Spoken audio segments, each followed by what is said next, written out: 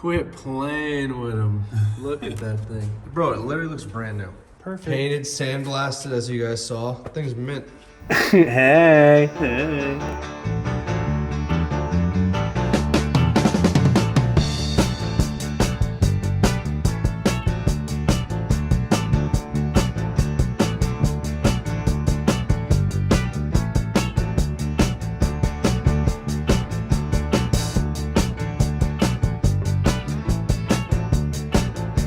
Hey, what's going on, guys? So basically an intro to an intro. I know that's a little bit hectic. We didn't upload Sunday like we normally do because unfortunately things just take time. I say this all the time, but sometimes we're waiting for parts, we're waiting for hardware. Things don't work out the way we are. We're working late and we don't have a tool we need and we can't get it.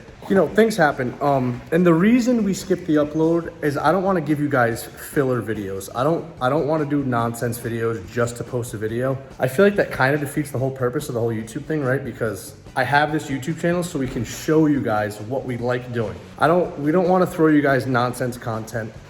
I'll give you a quick rundown. Basically in this video, we get the whole engine assembled. You're gonna see everything Gil's done. Gil went through every single nook and cranny of this motor. It looks beautiful. It really does. So at the end of the video, you're gonna see everything get assembled. Everything's not assembled yet, like the headers and the intake and stuff like that. And the only reason is because, like I just said 2 minutes ago, I'm just waiting for some hardware. There's no reason for me to soft install the intake or anything, you know, just for the video. That's stupid. The motor's done. Yeah, so enjoy the video. Thank you guys for watching. Like, comment, and subscribe so we can get a motor in that FRS. What do you think? All right, guys, enjoy the video. Thank you so much. Danny had this freaking red vert for a while and he was dying to get a hardtop for it. And he finally got one the other day. It actually looks so good, like a nice M bumper and some wheels. He's gonna put some M parallels on there. I think it's gonna look nuts. Whoa! Power washing my seats. Look at this thing. Gotta get that door jams. Gotta get the jams. Boy, quit playing with them. Wow, this is crazy. Bruh.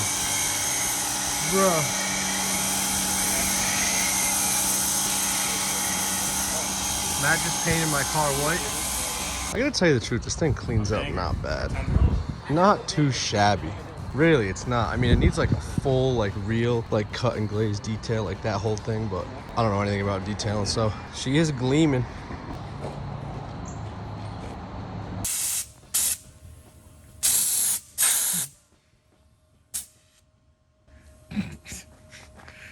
He's throwing all the...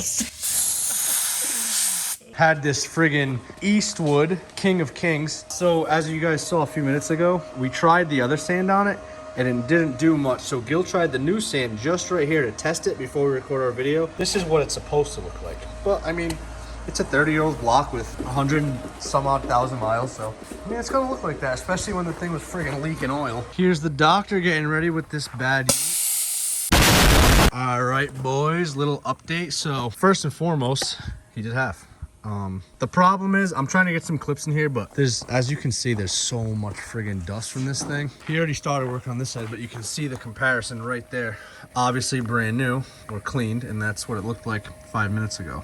All right, everybody, we're back here on the workbench. So I went ahead and installed all of the exhaust valves, springs, and retainers. Now, the process was kind of difficult. It's a little bit of a pain in the backside. I think I got the process down and got the hang of how they're supposed to go in, because anybody who's done this knows that it's kind of a pain. And let's get this head finished up so that we can move on to the block over here. The sandblaster I was using, I had a little bit of a trouble setting it up. Total user error, not the fault of the sandblaster at all. I got a little bit of rust here that I'm gonna take off with a wire wheel and a drill, or maybe on an angle grinder or something. And for inside of here, I've just got it soaking in some WD-40 right now. I'm gonna hit it with a brush and some degreaser and get this thing hosed out, cleaned up, ready for paint, and we can shoot the assembly of the short block.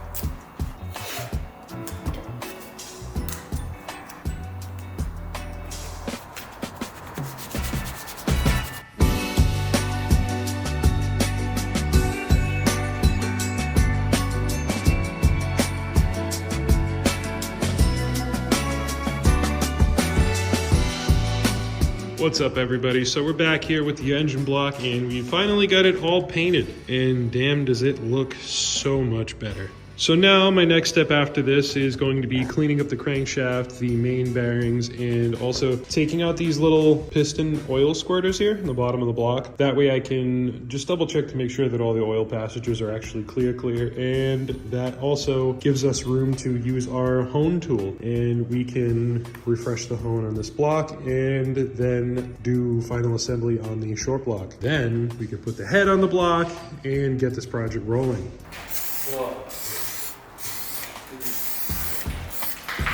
I want the motor. You want to do that? Yeah, I want to put in a go-kart.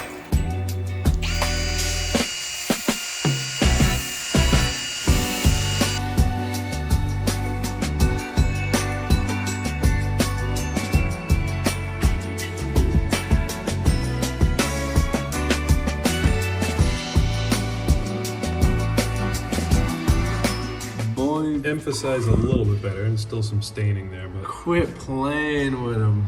Look at that thing. Bro, it literally looks brand new. yeah, Like the head looks pretty friggin' mint. right. It came out so nice. Yeah. And then the block, Look at this thing, bro. it's like brand new. Yeah. Perfect. Painted, sandblasted, as you guys saw. Thing's mint. For those of you complainers on YouTube, no, this is not dirty. Metal stains. Everybody preys on the doctor's downfall. Yeah. Look at him. Look at him. Guy's building engines out here. Whoa. What the? Whoa. Wow. Water displacement. So what, is that 40 the works garlic for that. glaze? Yes. Garlic. That's the head gasket. That's the garlic. That's the head gasket in there. Yes. And then it goes what, in the oven at 500 degrees, half an hour. Oh, yeah. 20 to 30 minutes, yeah.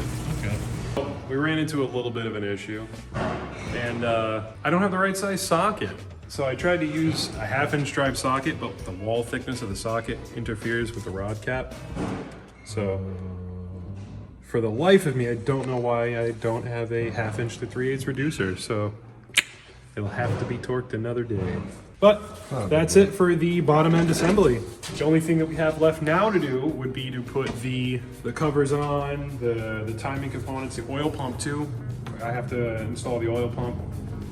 And yeah, this motor is pretty much, well, you know, mostly done for the hard part. The only other tricky thing left is to do the timing. That's not even really that tricky. No, I mean, we've timed the thing 200 times already, so I'm not really worried about that. You've got more experience timing it than me. What do we got going on here? We're gonna gap some piston rings, yeah? Yeah, so right now what I'm doing is I'm calculating what the gap should be. So the recommendation, if you go and boost it, mild boost, like 15, 20 pounds, is for these specific rings, what the manufacturer calls for is you take the bore diameter, which is 3.0698, and then you multiply that by 0.006 to find out the gap on your top ring, which brings us 18 thousandths. And then for your second ring, for the same application, you would multiply your bore size by 0.005, and that brings us to 15 thousandths of an inch. So what I'm gonna go ahead now is start grinding some rings. But Nice. I lied. I'm not gonna start grinding rings yet. What I have to do is I don't know if you can see over here, you wanna keep track of your top second rings and make sure that they're going in and out of the bores that you're gapping them to, because they're all going to be gapped to their own specific bore. What I'll do Come around you, man. is I'll take the piston ring and you can squeeze it together with your fingers. You don't wanna bend it. It's very gentle and you don't wanna scrape the bore. Support it and boop, pop it in. Now that it's in there, a lot of people say, oh, you need a ring squaring tool, which all it does is it pushes the piston ring down into the bore, square to the bore. So what you can do is you can take a piston, this is number 3, it doesn't really matter which one, with a set of rings on it, you push it down and boop. Now that is perfectly centered in the bore. Now we can measure our ring gap. The chemist skill. How we're going to measure our ring gap is with a set of feeler gauges. So it's calling for 18 thousandths for our top gap. Let's see if we're lucky here. See if it fits with the 18. It does. It's really tight on the 18 though. So let's find out what it actually is. Because you do still have a tolerance when you're building these. Like there is a maximum number you don't want to go over, and I would say that's probably 20 thousandths of an inch. Otherwise you'll start getting premature wear. You you'll start smoking and you won't have any compression. Bad day for everybody. Yeah. 20 thousandths does not fit. Let's try a 19. 19 does not fit. So 18's on the money. Wow. Well, now we're getting... That's perfectly gapped right out of the box. How funny is that? Wait, oh, okay. I see where we're going with that. Now, just because it's perfectly gapped right out of the box doesn't mean you're out of the woods. Also, when you're installing these, is if you do have to gap them, or even regardless, they can come with a little bit of a sharp edge. You always want to deburr that, because what it'll do, because these piston rings here, this is the factory ones that came out of it, we haven't changed them yet because it's our squaring tool. But what'll happen is, as these rings spin around, and they do spin around inside the bore under normal operating conditions, is they can snag up and not want to spin freely. And what that'll do is it'll cause it to grab and possibly rip the top of your piston off, which is a bad day for everybody. That is Makes a for bad a day for spectacular everybody. engine failure, but... And a good story on Thanksgiving, maybe. Oh yeah. Let's try bore number 2. Number 2. I know we're not going to get this lucky. I mean, Imagine. this is ridiculous.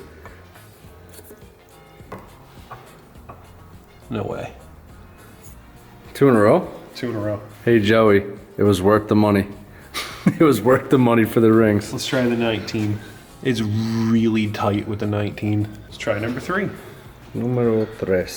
This is the type of process where if you do have to file fit your rings, it's very meticulous. It'll test your patience for sure. But at the end of the day, you have the satisfaction of knowing that you put it together. You have control of all of your final outcomes. The biggest thing with doing stuff like this is patience, because the second you think, oh, I don't feel like doing this, I just want to get it done, is the second you start overlooking things. Yep. You never want to overlook messing anything. things up. Another one, perfect 18. All right, how lucky are we? Lucky, or you know what you're doing? Oh, this had nothing to do with me knowing what I'm doing. These came perfectly right out of the box, gapped to exactly what they're supposed to be. And it's actually more than the factory ring gap is supposed to be, so if you're trying to get these rings here for a factory engine, I don't know if I would. I don't know if I would. Perfect for a low dollar boosted budget motor. Yeah. Not an OEM replacement. Not an OEM replacement. Unless you're gonna run like nitrous or supercharger or any other kind of forced induction. 18 fits in there, and it does fit in slightly snug, so I'm gonna call it 18 because it still does fit. Look at that. All the top rings fit. That's nice. Now for your second rings, those specific top rings didn't have it, but I don't know if you can focus in on the little dot right there at the tip of my fingernail. I don't think, yep. That right there is your indication of which way it goes on the piston. So that dot would signify that it faces up. So you always want to make sure that when you're gapping these, you want to gap them with the Oh, that little black dot. That dot facing up. So this one right here would be for cylinder number 3. There, I now finally focus on the little gap. That's what how that feeler gauge works, guys. Is Which, can you get me inserting the 17? Yep. It's a 17, Boom. but it's about all it's going to fit in there. Try bore number 4. Make sure that the dot's facing up again. Johnny feeler gauge over here. 18 don't fit. 17 does fit, 17. So it is over tolerance. Not over tolerance, but over what I wanted it to be, but it is still within tolerance. It's still good to go. The only thing we might have to do to these things is just deburr them. And the last but not least, cylinder number 1. Same thing, fits in there actually pretty tightly. Nice. It's nice to know they all came even. Yeah. Hey. All right, the doctor has all the pistons, all the rings together. They're all dressed up, ready to go. Oh, they reunite today. I think it's time to start throwing pistons in the block. I'm excited. Yeah, me too. This is gonna be awesome. It's a big moment. I've got only the best for this build. Yeah? Bam. El Cheapo spring compressor. Yeah! Oh no, this got way out of hand. A little assembly lube on the bearing. Put this in there. Take some motor oil. Rub it on the cylinder wall. A nice coating of it on there. Get it, make sure the piston's coated. Your dot is facing forward. And we will do this until I can get my piston ring tool in. Nice. That's a lot less complicated than I thought it would be. It really is. What do you got there, the band hammer, dude? Yeah, let's take a soft mallet and you should just push right in, just like that. Boop. Look at that, dude. Now it's in. Bro, speed running a 1.6 build. It's just like everything's working with this car. You know what I mean? Yeah, exactly. Everything's kind of just like, yeah, we've had some setbacks, but you're gonna have a setback with any build, right? Like, Absolutely. nice. Not torqued yet, but No. Soft Okay. install. let's rotate her over. We'll start on cylinder number 2. Nice, dude. What are you doing right now? I just got a 1.8 million attack. No. Did you? This is on Raz's account right here. Look, we're all just in this garage working for Joey. Oh. Just a quick side note too, I know that you guys have already seen this before, but sometimes things are a little bit different when they're installed. Also, I'm very proud of Gil's work, so I want to show it off for a 16th time. That's what it looks like all ready to go. So that's all honed out by Gil at Red Speed and Fab, because that's what we do. We do everything. I don't know, there's not much else to it. I'm just really excited to show you guys everything that's going on. What is one very important thing people need to know when assembling a motor? What's in your hand? Torque wrench. Yeah. Learn it, love it, use it. Learn it, love it, use it. Yeah. Torque wrench. Get your torque specs on everything. If you reassemble a motor and you just crank bolts down, You're a goof. throw that motor in the trash. You're a goof. Or take every, yeah, you're a goof. Look at that nice snap-on power, dude. Nice, dude. Y'all ain't got no torque wrench like this, boys. Y'all ain't got that. Look at that thing. All right, boys, so there's the head. Gil's just dusting it off right now. We had it on the floor for a few minutes while we prep the block. The block is ready. I should have never touched that. The block is ready to meet the head again. Big moment right here, kind of. Sort of. Oh my God, it looks so good together. Right? Wow. It's actually, that was actually very rewarding to watch you do that. So the torque spec for the head bolts is 60, but you're starting with 30? Yes, so I'm going to do it in 2 steps just because you could probably get away with doing it with the factory paper gasket, but because we went to a multi-layer steel head gasket, I'm just going to take the extra precaution and go and do it in Okay. 2 steps. So we'll start off at 30, and then we'll move our way up to 60, and that'll be our final torque. It moved. Bring it around town. What's the sequence here for the head bolts? Inside to out. Dr. Red Speed and Fab, aka Gil, aka Man of Medi, I don't know. Jack of all trades. And just like that, all your head bolts are torqued to spec. That is Gil's like machinist marking. It's kind of like, so somebody knows it was worked on, right? That's really the whole point of that, right? Yeah, so basically. the next guy to open it knows that something went down in there. Well, there it is. There's the block and the head married. What do you think, Gil? You proud of your work or what? For real? Hell yeah, it Come feels on, good dude. to see them finally together. Look at you, bro. Insanity. Now that the head's all torqued in, Gil's just wiping everything down, took the caps off of the cams, and now he's just throwing some assembly lube in there.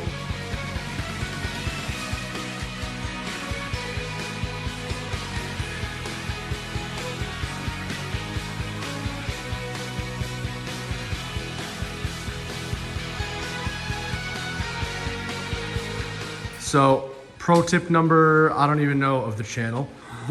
Gil's gonna show you something cool right now. A little something stupid, but it's something that goes a long way. So if you got a gasket like this, if you're doing like a valve cover or even like an intake manifold on an LS motor with like you got these rubber style gaskets that fit into it, what you can do is you can take a little bit of WD-40. If it's not on a surface that requires RTV, you can do this. Take a little bit of WD-40 on a rag, you just dab it on the surface. That way when the gasket meets the surface, if it's not perfectly in place, you can kind of wiggle it around and it allows it to slip on the surface and the gasket will go right into the place it needs to go.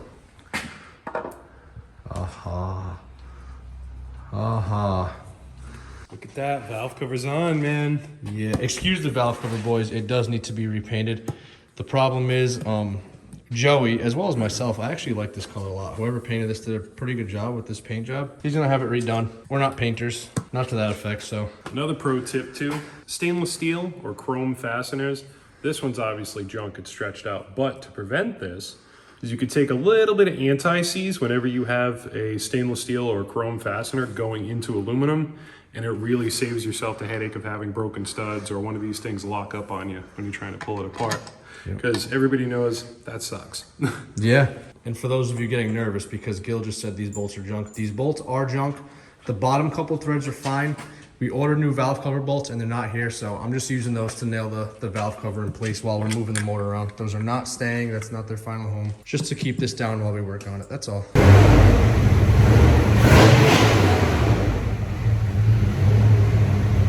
Nice. Nice, nice, nice. Thank you guys for watching the video. There's our motor, there's Joey's motor, there's Gil's hard work and dedication to that motor. Thank you guys for watching. Like I just said in the intro, like, comment, subscribe, keep liking, like all my videos so we can put a motor in my FRS, so I can put a motor in Gil's car. I'm just kidding. But seriously, thank you guys for watching. I appreciate it. The schedule might be a little choppy from now on. It's because me and Gil don't want to give you guys filler content. It's stupid. Yeah. So if we don't upload every 7 days, I'm sorry, but from now on, every video will be insane. What do you think? Yes. All right, guys. Have a good night. We'll see you next time.